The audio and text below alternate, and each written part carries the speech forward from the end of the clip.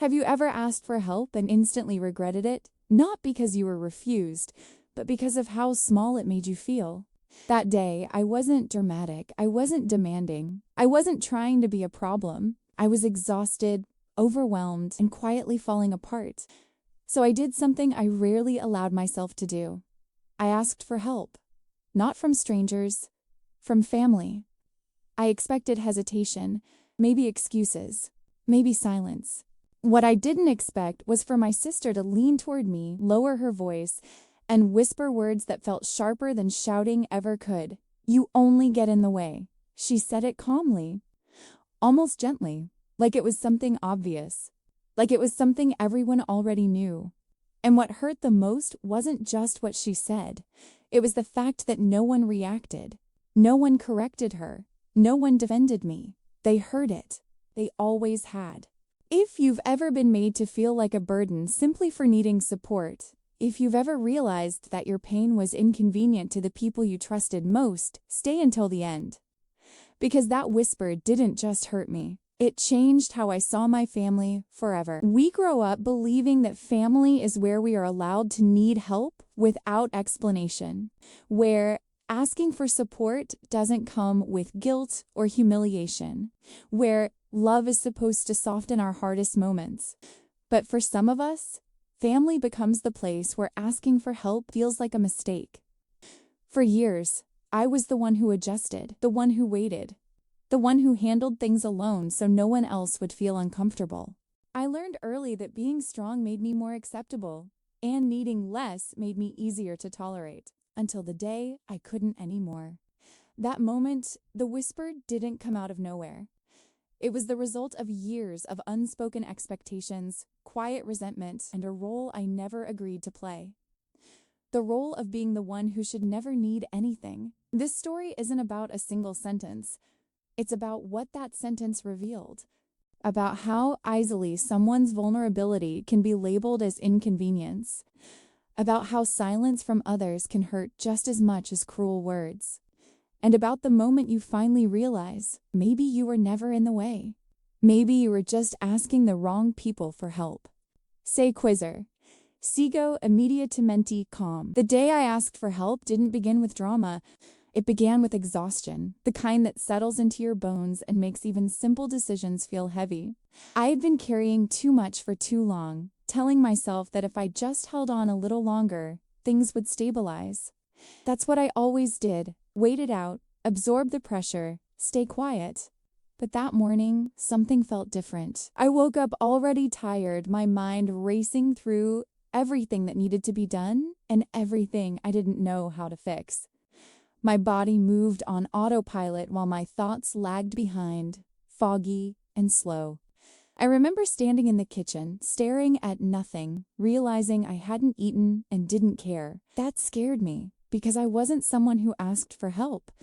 I was the dependable one, the one who figured things out, the one who didn't make things harder for others. That identity had protected me for years, but it had also trapped me. Still, I hesitated. I rehearsed the words in my head, trimming them down so they wouldn't sound needy. I told myself I would keep it simple, temporary, reasonable. I wasn't asking for everything, just a little support, just enough to breathe. When I finally reached out, my hands were shaking, not because I was afraid of hearing no, but because I was afraid of confirming what I already suspected. We were all in the same place later that day, a casual family gathering. Nothing formal, the kind of setting where you're supposed to feel safe bringing things up because it's just us. I waited. I watched conversations overlap. I listened to laughter that felt distant, like it belonged to another room. I waited for a moment when interrupting wouldn't feel like a crime. Finally, I spoke. "I've been struggling," I said, keeping my voice low. "I could really use some help right now." The words felt small once they were out. Fragile, exposed. There was a pause, not the thoughtful kind, but the uncomfortable kind. The kind that tells you you've disrupted the flow. Someone changed the subject. Someone else checked their phone. No one asked what kind of help. No one asked how bad it was. I felt myself shrinking, instinctively trying to make it easier for them. "It's not a big deal," I added quickly. I just thought I'd ask. That was my mistake. Because asking even carefully had already crossed a line. My sister was standing close to me, close enough that I could smell her perfume. She didn't look angry. She didn't look annoyed. If anything, she looked tired of something, but not of the situation, of me. She leaned in slightly, lowering her voice so no one else would have to engage. "You only get in the way," she whispered. The words didn't register immediately. They hung there for a second, suspended, waiting to be understood. Then they landed. I felt a sharp pressure in my chest, like the air had been knocked out of me, not because the words were loud or aggressive, but because they were delivered with certainty. Like she wasn't trying to hurt me, like she was stating a fact. I looked at her, searching her face for hesitation, for regret. There was none. She straightened back up, already disengaging, as if the conversation had ended before it even began. Around us, life continued. Someone laughed. Someone poured a drink. Someone asked a question about dinner. No one reacted. That was when the realization hit, all at once, but slowly, painfully. This wasn't new. This wasn't a bad moment or a misunderstanding. This was how they saw me. How they had always seen me. As someone whose needs complicated things. As someone whose presence required effort. I stood there, feeling exposed in a way I never had before. I wanted to cry, but more than that, I wanted to disappear. I nodded, pretending I understood, pretending it didn't hurt, pretending I hadn't just been told that my need was a nuisance. Inside, something fractured. I stopped listening to the conversations around me. The room felt distant, like I was underwater. I kept replaying the sentence in my head, trying to soften it, reinterpret it, make it hurt less. She didn't mean it like that. She was just stressed and probably overreacting. But this time, those were the lies I had learned to tell myself. Because deep down, I knew this wasn't about today. It was about years of being the one who adjusted so others wouldn't have to. Years of proving I wasn't a burden. Years of believing that if I asked for less, I'd be loved more. That whisper didn't create the pain. It revealed it. And as I stood there, surrounded by people who called themselves my family, I understood something that would take me a long time to fully accept. Asking for help hadn't made me weak. It had exposed who was never willing to support me in the first place. The whisper didn't echo in the room. It echoed in me. Long after the gathering moved on, long after the conversations blurred together, those words stayed sharp and precise in my mind. You only get in the way, not shouted, not argued, just placed there quietly, like something I was supposed to already know. That night, I lay awake replaying it again and again, trying to understand why it hurt so much. I had been criticized before, dismissed, overlooked, but this felt different because it wasn't framed as anger. It was framed as truth. And the most unsettling part was how easily it fit into a pattern I had spent years avoiding. I started remembering other moments, small ones, insignificant on their own, but suddenly heavy when placed side by side. Times when my suggestions were ignored until someone else repeated them. Times when I offered help and was brushed aside only to be blamed later for not doing enough. Times when my absence was noticed only when something went wrong. I had learned to minimize myself early, to wait until everyone else spoke before I did, to soften my opinions, to apologize preemptively, just in case. At some point, being low maintenance became my survival strategy. If I needed less, maybe I'd be tolerated more. If I stayed quiet, maybe I wouldn't disrupt the balance. That whisper exposed the cost of that strategy. I realized that my sister's words didn't come from nowhere. They came from years of seeing me as the one who should adapt, the one whose needs complicated things, the one whose presence required patience instead of appreciation. What hurt wasn't just what she believed. It was the certainty with which she believed it. The next few days were strange. I moved through my routines, answered messages, smiled when necessary, but everything felt slightly off, like I was seeing my life through a cracked lens. Interactions that once felt normal now felt revealing. When family members reached out, they didn't ask if I was okay. They asked if things were back to normal. That word, normal, suddenly felt heavy. Normal meant not asking for help. Normal meant not taking up space.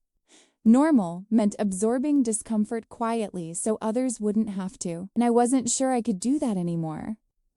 I started questioning my memories, wondering if I had imagined the neglect, exaggerated the patterns. That old reflex kicked in the need to doubt myself before doubting anyone else. But every time I tried to dismiss the pain, the whisper returned, clear, undeniable. I noticed how quickly my sister moved on after saying it, how little it lingered for her. That told me something important. Those words weren't emotional for her. They were practical. To her, I wasn't someone in need. I was an obstacle. That realization settled slowly, but once it did, it changed how I saw everything. It reframed years of interactions I had excused, normalized, forgiven without question. I began to understand that silence can be just as loud as cruelty. No one had defended me. No one had said, "That's not fair." No one had even looked uncomfortable. Their quiet agreement hurt more than the whisper itself. It confirmed that my role in the family had been decided long ago, and I had been performing it without realizing I had a choice. For the first time, I allowed myself to feel angry. Not explosive anger, not dramatic anger, a steady, grounding anger that came from clarity. I wasn't asking for too much. I was asking the wrong people. That thought terrified me. Because if it was true, then I had to face another possibility, that no amount of patience, effort, or sacrifice would ever make me feel supported in that space. And that meant something had to change. I didn't know what yet. I wasn't ready to confront anyone. I wasn't ready to set boundaries out loud, but internally, a shift had begun. I stopped explaining myself in my head, stopped rehearsing apologies that hadn't been requested, stopped preparing defenses for needs I hadn't voiced. The whisper had done something irreversible. It had pulled a thread I could no longer ignore. And as I sat with that realization, one uncomfortable truth surfaced. Clearer than ever before. If needing help made me in the way, then this family had never made room for who I really was. And I was done pretending that was normal. Once the word burden enters your life, it doesn't announce itself loudly. It settles, quietly, permanently. After my sister's whisper, I began to notice how often that role had been assigned to me without discussion, without consent. It wasn't written anywhere, but everyone seemed to know it, everyone except me. Or maybe I knew too, and spent years pretending I didn't. I replayed moments from my childhood with a new lens. Situations that once felt confusing now made painful sense. The sighs when I asked questions. The impatience when I needed reassurance. The way help was offered reluctantly, as if my need itself was an inconvenience. I had always been labeled as sensitive, but sensitivity, I realized, was just the word they used when someone reacted honestly to emotional neglect. Growing up, I learned quickly that emotions made people uncomfortable. So I learned to package mine carefully. I laughed when I wanted to cry. I said it's okay when it wasn't. I became skilled at absorbing discomfort without letting it spill. That skill earned me approval. But approval came with conditions. I was welcomed as long as I required nothing. Loved as long as I didn't disrupt. Accepted as long as I stayed manageable. The day I asked for help, I broke the unspoken contract. And contracts like that are unforgiving. In the days following the whisper, I felt an unfamiliar weight pressing against my chest. Not sadness exactly, something heavier. The realization that I had spent years shrinking myself to fit into a space that was never designed to hold me. I thought about how often I had avoided asking for help even when I desperately needed it. How I would exhaust myself trying to solve everything alone just to avoid hearing the disappointment in someone's voice. I told myself I was independent. But independence born from fear isn't strength, it's survival. What hurt the most wasn't the lack of support. It was the way my need had been reframed as a flaw. As if my struggle wasn't situational, but personal. As if asking for help revealed something defective about me. Something inconvenient. Something that slowed everyone else down. That belief followed me everywhere. At work, I hesitated before asking questions. In friendships, I downplayed my problems. In relationships, I overgave hoping effort could replace worth. I became hyper-aware of the space I occupied. Too loud? Too quiet? Too much? Not enough. Every interaction felt like a test I didn't know I was taking, and no matter how careful I was, the result always seemed the same. I was tolerated, rarely chosen. One evening, days later, I found myself staring at my phone, rereading old messages. Conversations where I had apologized unnecessarily. Where I had thanked people for doing the bare minimum. Where I had explained myself repeatedly, as if clarity could earn compassion. That's when it hit me. I wasn't asking for too much. I had simply been taught to believe that my needs were unreasonable.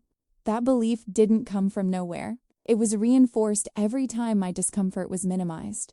Every time I was told to let it go, not take things personally, or be the bigger person. Being the bigger person had become a prison. It meant swallowing pain quietly. It meant forgiving without accountability. It meant staying connected at the cost of my own emotional safety.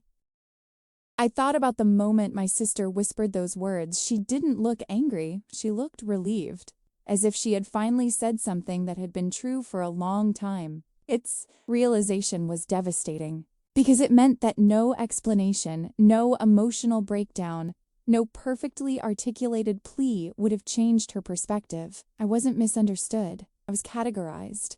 And categories are hard to escape once they become convenient. For the first time, I stopped asking myself how to fix the situation. Instead, I asked a more dangerous question. Why am I still trying to earn belonging from people who feel burdened by my existence? That question didn't bring immediate answers. It brought grief. Grief for the family I thought I had. Grief for the version of myself that kept hoping things would change. Grief for the years I spent believing love was something I had to qualify for. I allowed myself to sit with that grief, not rush past it, not justify it, not soften it. And in that space, something unexpected happened. I felt lighter, because for the first time, I wasn't fighting the truth. I wasn't defending myself internally. I wasn't rehearsing conversations that would never happen. I wasn't negotiating my worth. I was simply acknowledging reality. And reality, as painful as it was, offered clarity. If asking for help made me a burden, then I needed to reconsider who I was asking. If my presence disrupted their peace, then perhaps their peace depended on my silence, and I was no longer willing to be quiet. This chapter of my life wasn't about confrontation yet. It was about recognition, about finally seeing myself clearly not as a problem to be managed, but as a human being who deserved care without conditions. And once you see that difference, you can never unsee it. The burden wasn't me. The burden was the role I had been carrying for everyone else.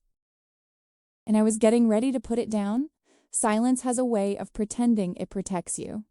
For a long time, I believed that staying quiet was the safest option. If I didn't speak, I couldn't be misunderstood. If I didn't complain, I couldn't be accused of exaggerating. If I didn't ask for anything, I couldn't be called a burden. Silence felt like control, but control has a cost. It started subtly. Sleepless nights where my mind replayed conversations that never happened. Tightness in my chest that appeared without warning. A constant feeling of alertness, as if I was always preparing for an emotional impact that might come at any moment. I told myself I was just tired. I wasn't. I was carrying years of unspoken words. The more I stayed silent, the louder my body became. Headaches that wouldn't go away, exhaustion that sleep didn't fix, a heaviness that followed me into every room, even when I was alone, especially when I was alone. Because silence doesn't disappear when people leave. It stays with you. It fills the space where your voice should have been. I noticed how my relationships began to mirror my family dynamic.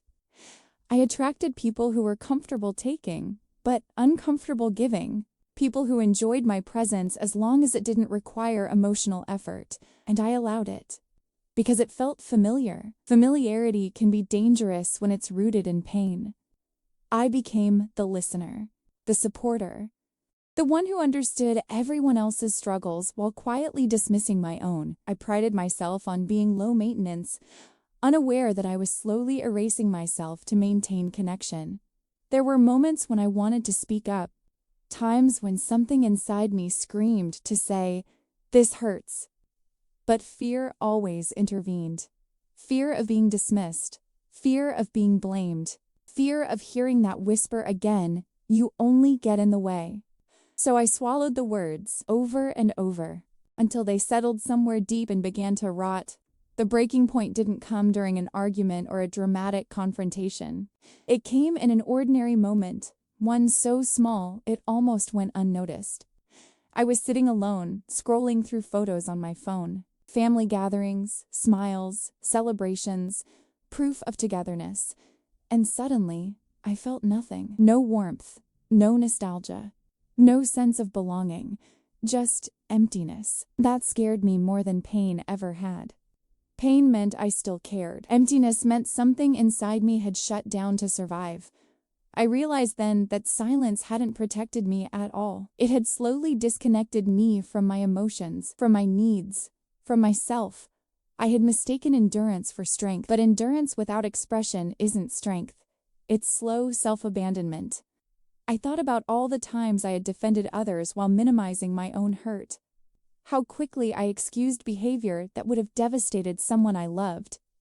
How often I told myself they didn't mean it like that even when the damage was clear. Silence taught me to rationalize harm, and that realization was uncomfortable. Because it meant acknowledging that I had participated unknowingly in my own erasure. That didn't mean the pain was my fault, but healing required honesty. Honesty about what silence had taken from me. It had taken my sense of safety, my ability to trust my own reactions, my belief that my feelings mattered. And perhaps most painfully, it had taken time I spent hoping for change instead of setting boundaries. Time I spent explaining instead of protecting myself. Time I spent waiting for validation that was never coming. I mourned that time, not with anger, but with a quiet sadness that settled deep in my bones.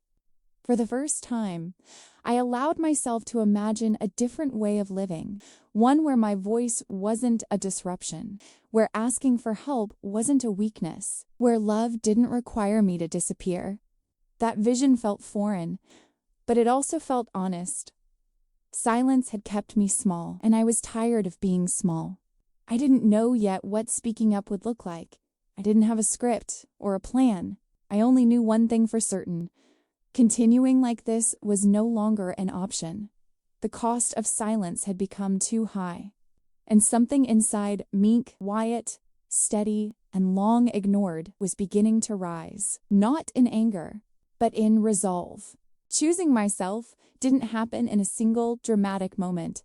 There was no speech, no confrontation that left everyone silent, no instant sense of victory or relief. It happened quietly, honestly, and much later than I wish it had. It started the day I realized I no longer wanted to explain my pain to people who benefited from my silence. That realization was terrifying, because for so long, my value had been tied to how little space I took up, how easy I was, how rarely I asked for anything. Choosing myself meant stepping out of a role that had defined me for years, and I didn't know who I would be without it. The first time I said no, my voice shook. Not because I was unsure, but because my body wasn't used to it. Boundaries felt unnatural at first, like wearing clothes that didn't quite fit yet. But I kept going. I stopped offering help before it was asked for.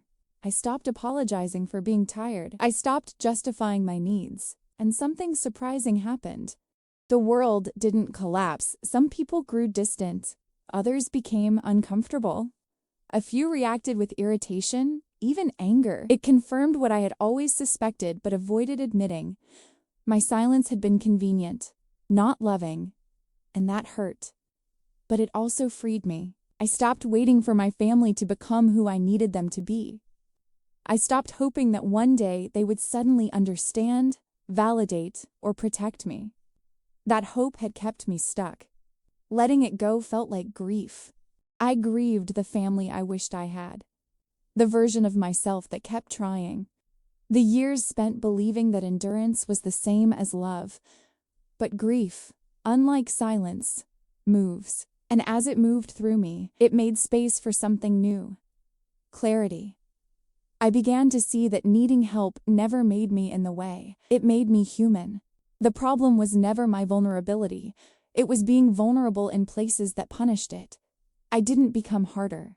I became more honest. I learned to choose spaces where my presence wasn't tolerated, but welcomed, where my needs didn't require negotiation, where my voice didn't need to be lowered to be acceptable.